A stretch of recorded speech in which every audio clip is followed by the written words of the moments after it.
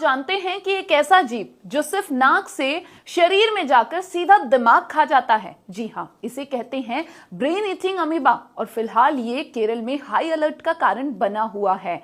अगर हम बात करें तो केरल में अब तक 67 मामले सामने आ चुके हैं, जिसके कारण 18 से 19 लोगों की मृत्यु हो चुकी है और इस बीमारी का नाम है अमेबिक मेनिंजोएन्सेफेलाइटिस, जो बेहद दुर्लभ है लेकिन अधिकतर मामलों में ये जानलेवा साबित होता है। यह अमीबा ज्यादातर गर्म और गंदे पानी में पाया जाता है। अगर यह पानी से नाक के रास्ते से शरीर में चला जाए तो ये सीधा दिमाग तक पहुंचकर उसे नष्ट कर देता है। तो चलिए जानते हैं इस बीमारी में क्या क्या लक्षण आते हैं, जैसे तेज बुखार, सिर दर्द, चक्कर आना, दौरे पड़ना और कुछ ही दिनों में कोमा और मौत भी हो सकती है।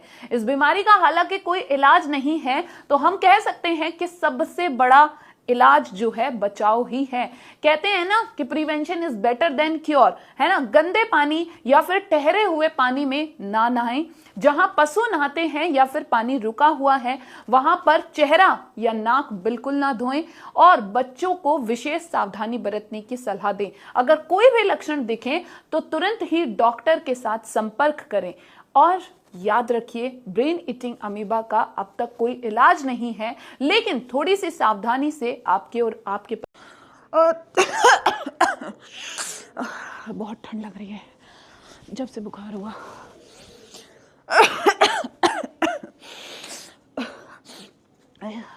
मम्मी एक रजाई और दे देना।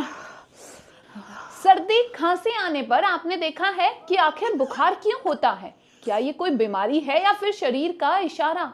आखिर ये क्या है? जब कोई वायरस या बैक्टीरिया हमारे शरीर में घुसता है तो उसे गेस्ट नहीं, घुसपैठिया माना जाता है और फिर एक्टिव होता है हमारा सुपर हीरो यानी कि हमारा immune system. Immune system cytokine नाम के कुछ केमिकल्स छोड़ता है और ये केमिकल मैसेंजर्स होते हैं जो सीधे हमारे दिमाग को मैसेज भेजते हैं कि बॉडी पर हमला हुआ है।